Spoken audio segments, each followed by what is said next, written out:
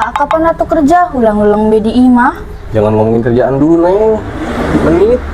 Juga udah usaha kesana kesini ngelamar, tapi ditolak. Kenapa tuh ditolak?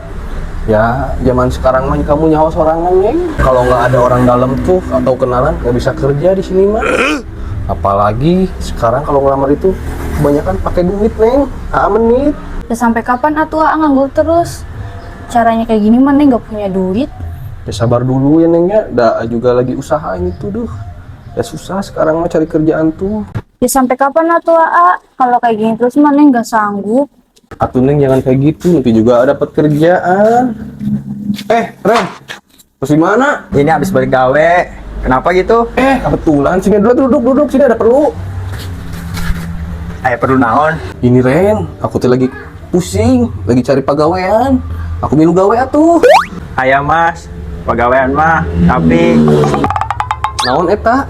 ngerti meureun. Duit maksudna? Ayeuna mah nyan gawe teh pakai duit. Enggak punya duit tapi Ren, kumaha tuh? Tenang. Naon? Awewe? Naon ani maksudna? Maksud itu pegawai tukangnya awewe? Gak apa-apa atuh yang penting kerja. Hah? Kamu mau Neng diambil sama ini?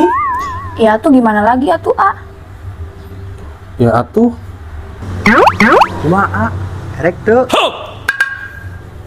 Geus, sukan mah siapkeun bae lamarana. Gini, hirup teh. Gitu.